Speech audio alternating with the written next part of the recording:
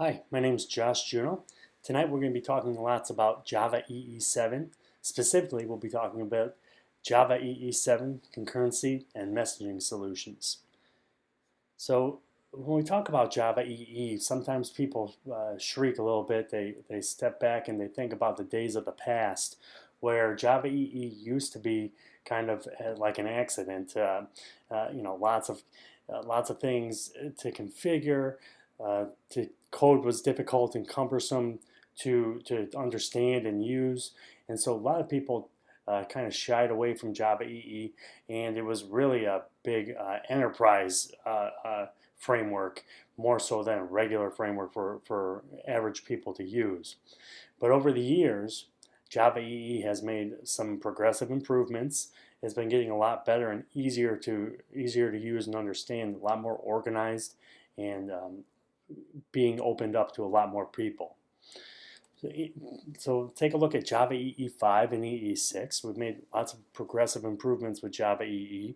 We've got EJB 3.0, which was a significant improvement over the EJB of the past. There's refined EJB QL. Also POJOs now with metadata and XML deployment versus JNDI lookups that you had to do in EJB2. Expression language, unified expression language was introduced. JSF introduced no interface views, which is a lot easier than having that extra interface that really wasn't required. We got CDI. Now we can inject resources into our different objects, asynchronous EJB, and a lot more. So with EE5 and EE6, things got a lot better. But now with Java EE7, we've got much more increased productivity and more standards now being put into place, things that we can rely on being there. And tonight we're going to be talking about a couple of those different things, which are concurrency utilities for Java EE and JMS 2.0. So with the concurrency utilities for Java EE, now we're going to have a standard put into place for creating threads and executing tasks in concurrent fashion. In the past, people used to use Java SE solutions for managing concurrency, and it's not always a good idea to try and spawn off multiple threads when you're running in the application server environment. You really want that to be managed and controlled, in a controlled fashion, so that one application doesn't go ahead and take down the entire server when other people are trying to use it. Okay, so with JMS 2.0, we're saving lots of time now, getting a lot more productive because the code is a lot cleaner and there's a lot less code to write to get the same things done. So let's go ahead and take a look at some recipes. We'll start off with concurrency utilities for Java EE. And so problem number one.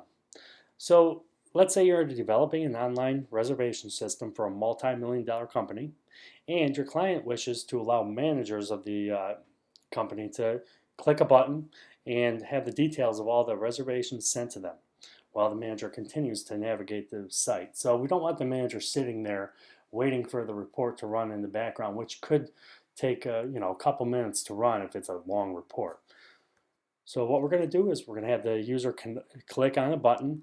We're going to send this task to a manage executor service, which is on the application server, and we're going to have that task processed in the background, and this will allow the manager to continue to work so they don't lose any time waiting for this report to run. And when the task is completed, it's going to be sent back, and the manager will be able to go ahead and review the results. So let's go ahead and take a look at the code first. So what we do is we take that report and we package it into an object. In this case, I call it Acme Reservation Report. This object basically has to be a runnable or a callable object. And let's go ahead and click on the code there. And So we can see that it's runnable and serializable. So when this object is instantiated, we are passing in a couple of things: a report object, and a couple of the EJBs actually are being passed in because this is a contextual object. The context of the EJBs can be passed along with it. And then basically with the runnable, the run method is invoked when we start this. And so what it's going to do is run the reservation report. And basically all this does is print some text to the command line, and it's going to go ahead and query a database and return a result. And in real life, obviously, this is going to package it up and probably send it in an email or something like that. So basically what we're doing is taking this object and we're going to pass it to what we call a managed executor service. That's what I get with the MES variable here. And if we take a look at that, what we're doing here is we're injecting this resource, it's called a default managed executor service, into our code. And then all we're doing is submitting the report, and then we're running the report. So basically how this works is that in Java SE5, the Java.util.concurrent package was introduced, and it provides a convenient and standard way to manage threads in Java SE applications. So now we've got a standardized way of performing threading. The concurrency utilities for Java EE just extends upon the SE implementation, making concurrent resource injectable, as we showed you, placing resources in the application server container. So when we pass this off to the default managed executor service, that is a resource that is running on our application server. In this case, it's Glassfish. And so the Acme reservation report that I just showed you is running in this resource on the server, and our application is not affected by it at all. Once that task is completed, it will come back to the application and continue processing. So all Java EE7 compliant servers must contain default concurrent resources. So in this case, Glassfish, and it's the default managed executor service that I used. However, you could use your own managed executor service if you choose. Concurrency utilities relies on JTA to maintain transaction boundaries, and you can access a concurrent resource using GNDI lookup or injection. So I showed you how to do the injection, but you could use the initial context as well. Look it up just like a JNDI standard lookup. So when we're talking about what we're sending to the managed executor service, we're talking about a task. That's a unit of work, needs to be executed in a concurrent manner. Tasks must implement either runnable or callable, and optionally managed task, which will provide with it the ability to do more metadata. Tasks run within the same context of the component that submits the task, so we're able to pass those contextual objects to it. We submit an individual task to a managed executor service, as we showed you, and you use the submit method, and that will return a future object, which you can then do something with. To submit an individual task to an executor for execution at an arbitrary point, you just use the execute method. So let's go ahead and look at problem number 2. So let's say that you wish to invoke multiple long-running reports or resource-intensive tasks in a concurrent fashion. So we've got lots of these reservation reports, and we want to pass them all at the same time and get them all completed. So what we're going to do is submit multiple tasks to a managed executor service by calling the invoke all or invoke any method. Let's take a look at how we get this to work. So what we're doing here in this code is just basically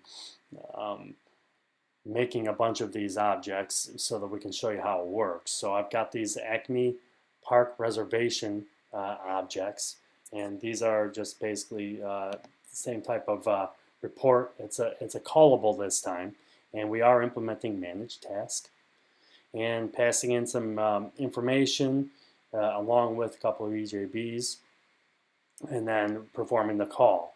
And what this call is going to do is basically use that EJB to obtain some information, and it's going to return a park reservation object. So we get a bunch of these into a collection, and then we pass it to the managed executor service, which we showed you earlier, that we just injected in as a resource, and to the invoke all method. And this is going to go ahead and return a list of future reservations. So these are all future objects, and when they return, we can go ahead and call get on each future, and that will return a park reservation object because that's what the EJB was querying. And now we can process the report.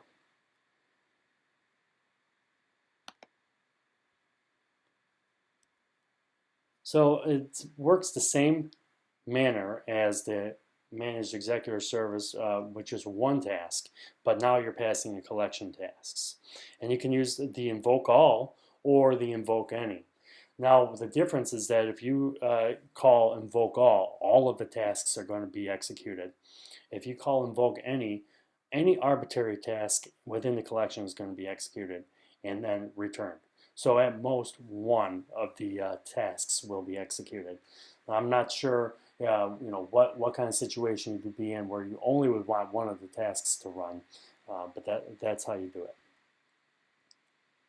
So let's say now that you would like to schedule a task to be executed at a specific date and time. So we want this thing to execute maybe in the middle of the night or at some time throughout the day on a scheduled interval. So what we do is we create a task class, and we implement either callable or runnable, just like in the other examples. But we're going to pass this to the managed scheduled executor service. So I think you're kind of starting to see now, if you're familiar with the java.util.concurrent SE resources, there we've got the executor service and the scheduled executor service. Well, here we've got the managed executor service and the managed scheduled executor service. So let's take a look at how the managed scheduled executor service is going to work. So in this case, what I'm doing is I use a servlet context listener to go ahead and invoke this task, and it's going to start when the application is instantiated. And what we do here is we've just got a simple report that this object is implementing runnable, and of course when you invoke the run method, it's going to perform some work. So this is basically getting you a park reservation count for the day. Okay, and you can actually see in my command output that this thing is running in the background because the application's running, and it's happening on a timed interval. And so basically what we do here is we take this managed scheduled executor service, which is also a resource that's on the application server, and we inject it into our object, and we invoke the schedule at fixed rate method. We pass this report or the object that we want to have executed. We'll give it a time. So every 60 seconds this thing is going to run.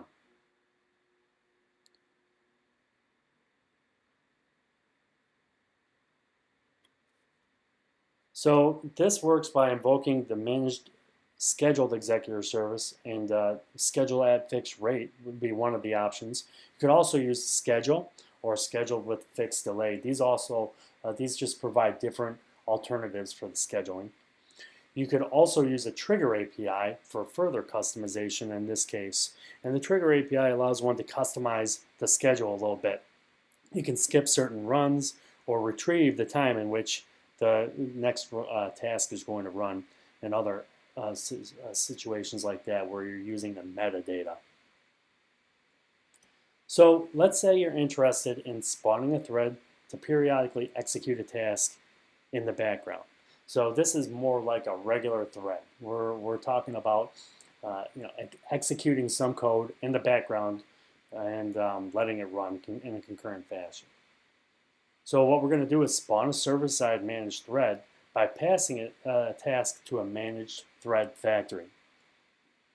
So let's see how we do this. So in this case, what we're doing is we've got this alerter. And when we invoke it, what it's going to do is take this resource that I've injected in here. It's a default managed thread factory, and that's on the application server, of course. So we inject that resource into our object, the managed thread factory, and excuse me, we call new thread on that thread factory, and we pass the task that we want to have executed. Of course, this is a runnable, and basically what this is doing is it's going to pull the database and perform some work. And then when it's done, you're going to see this alerter thread, which is returned, and that's a thread on. That's going to give us a thread object that we can start. So just like a regular thread, you invoke the start method to get this thing going in the background. So you obtain the thread by calling the thread factory.new thread, and then you start it, and it runs in the background. Just like a standard thread. It's very similar. So the server-side managed thread runs the same as a standard thread, but in a managed fashion. And also context can be passed to the thread. So any context from your application can be passed to this thread that's executed in the application server, and then the task is done.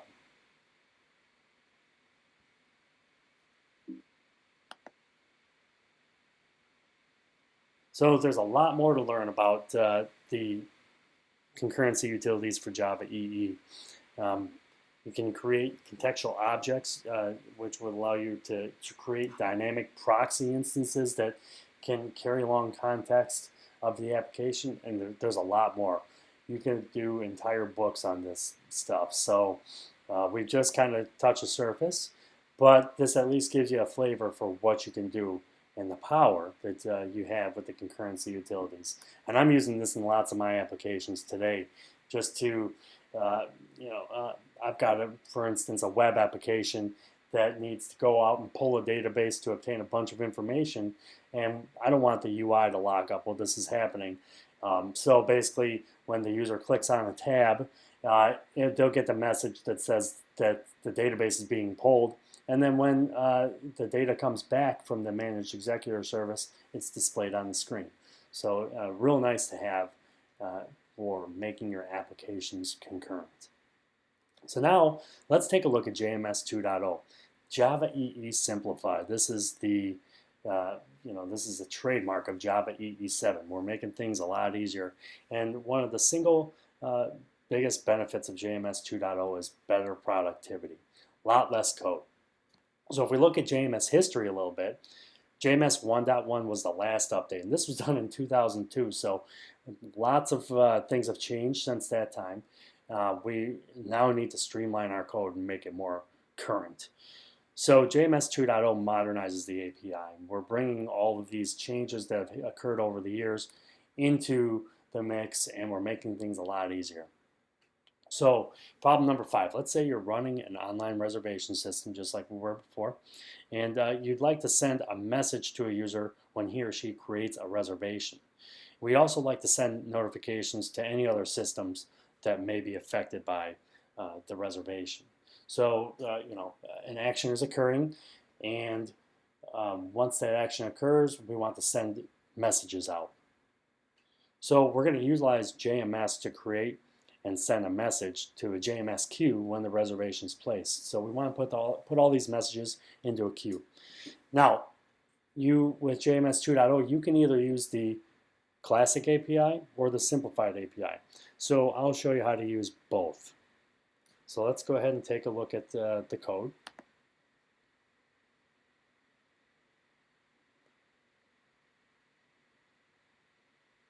So when the user clicks a button on the page, it's going to create this reservation. We're just going to do a little bit of checking, validation, and then once we are sure everything is looking correct, go ahead and create this reservation and put it in the database using the EJB.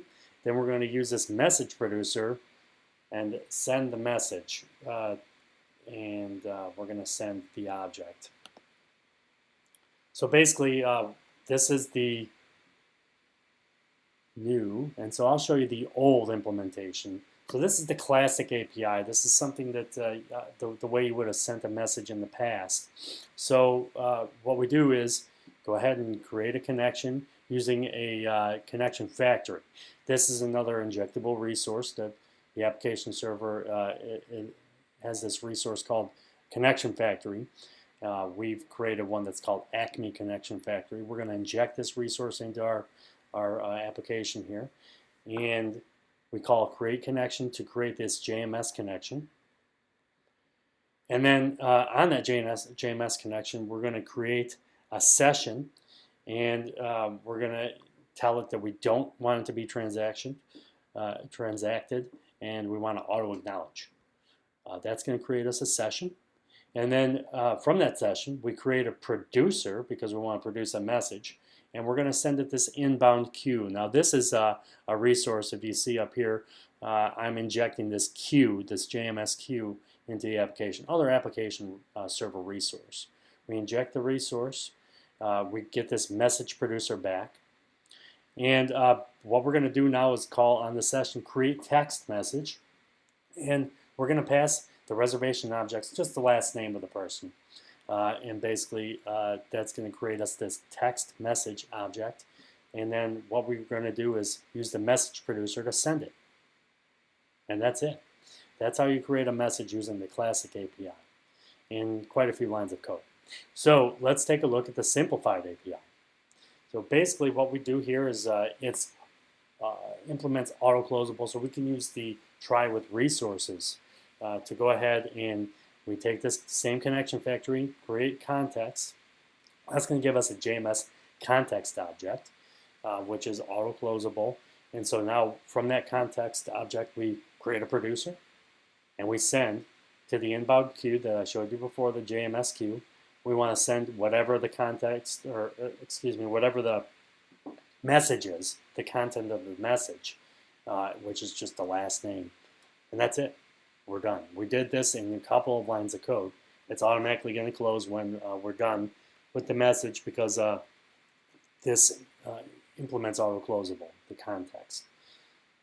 So really the JMS context is what's buying us the great benefit here. So this is a new object. It simplifies the API quite a bit. Everything implements auto-closable, as I said. There's no need to specify anything about the transactions. Non-transaction sessions are default, so you don't have to pass that false and that auto-acknowledge anymore. That's all taken care of. JMS provider automatically coerces the message, so we don't have to create that text message object again. And JMS runtime exception is now caught instead of checked exceptions. Much easier. So problem number 6, let's say you'd like to consume a message from a queue and do something with it. So now that we've sent the message, we want a consumer to go ahead and go out and get that message from the queue and do something. So let's implement a JMS message consumer. Again, you've got your choice of using the classic or the simplified API. So let's go ahead and we'll look at the code.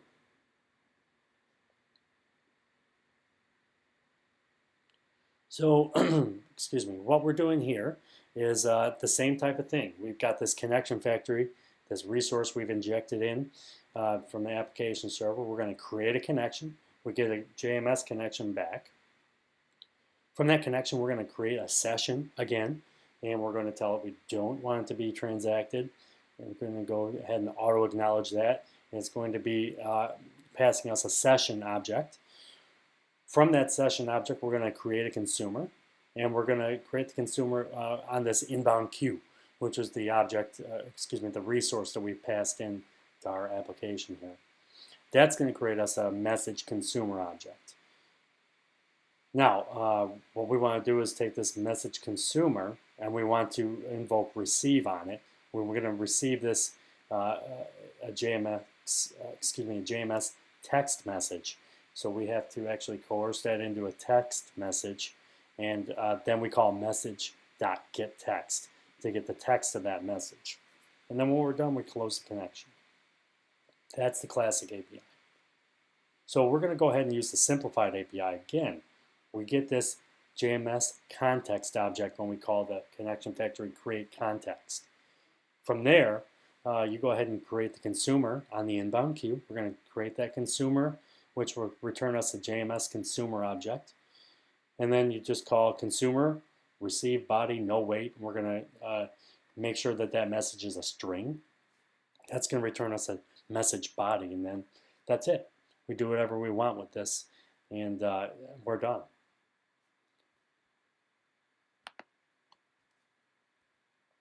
So we utilize the JMS context to create a consumer, and then you use the consumer to receive that message body.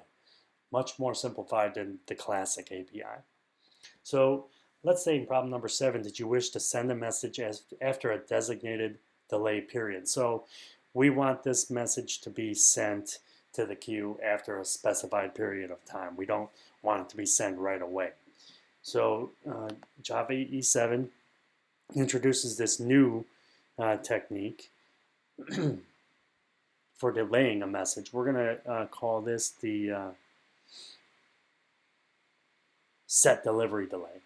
So you do the same thing when you create a message. You go ahead and get this connection factory, create context. This will give you a JMS context object. We create a producer on it. We set the delivery date delay, and this is 1,000 milliseconds. After that time, it's going to go ahead and send that message to the inbound queue. We're sending whatever message we want to send.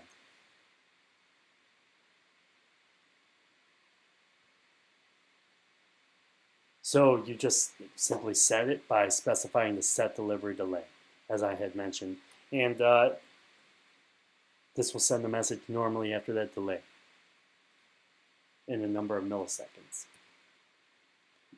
So let's go ahead and say that you want to prevent your JMS messages from being sent all at once, a bunch of redeliveries. If you have some issue that occurs, maybe you've got some network issue that occurs in the meantime, and you've got these messages stacking up, and then all of a sudden they're all getting sent at once. You got a bunch of redeliveries. You don't want to have message sent to the queue twice. So what we want to do is check the message delivery count and stop sending the messages after a specified number of messages have already been sent. So let's say if 5 messages are already sent, then we want to check and make sure that no more messages are going to be sent after that time. So in this solution, what I've done is I've created a message listener. And so when a message is sent, this message listener is going to go ahead and get invoked. The onMessage method will be called. And what this is doing is getting a property. It's called the JMSX delivery count. That's going to be returned from the application server, and it's going to specify how many times this message has been sent. And we're just going to simply say if it's over 5, then the message is sent too many times. We're going to do something with it. So if we take a look at the code, I'll show you where I'm invoking this.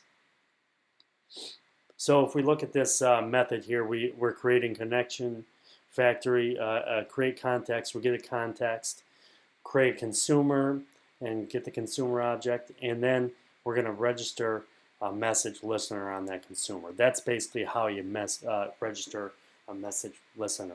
So now anytime a message is being received, this will go ahead and invoke that onMessage, and we'll be able to see how many times the message has been received.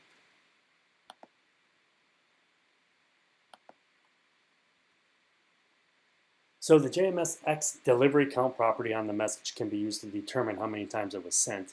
And in JMS 2.0, providers must allow applications to make use of this property. Consuming application can then determine if a message has been sent a number of times, and decide to terminate. So problem number 9, you wish to configure JMS resources without the need to go to the application server or the admin console to work with XML. So what we do here is you use an annotation, it's called the JMS connection factory definition, to create a JMS connection factory in any EE component. And you can use a JMS destination definition annotation to create a destination within any EE component. How does this work? So we add the annotation to any EE resource just by up at the top of the code.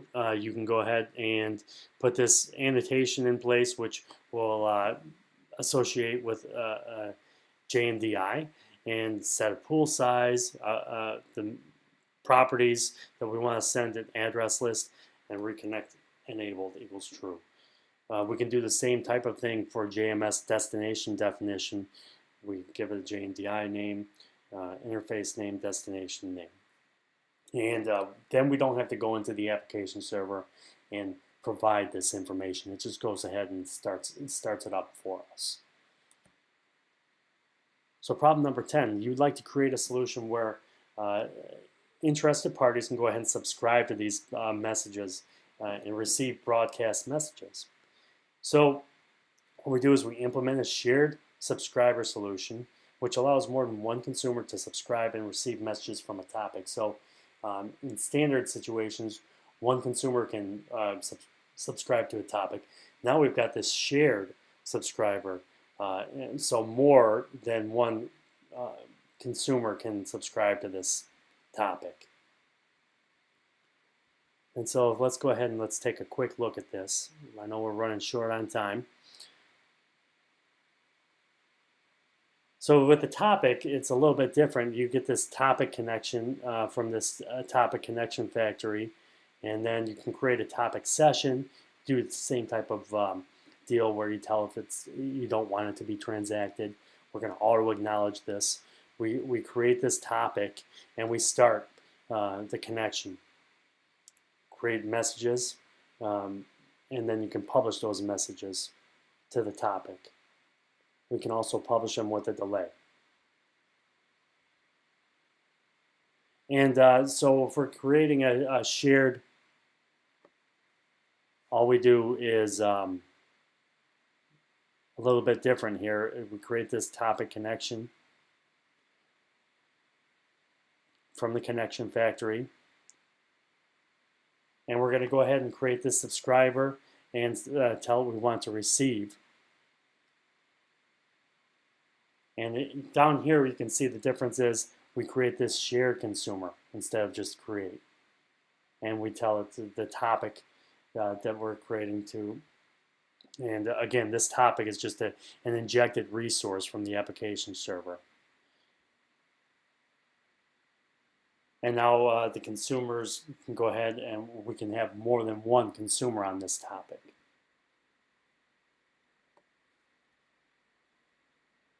So subscribers can be durable or non-durable. If you're a durable subscriber, that means that even if you go away and come back, you'll be able to get that message. If it's a non-durable, if you go away, you're not going to see that message while you're away. Utilize create shared durable consumer, just as I had showed you in the code, and that will give you the ability to create a shared connection.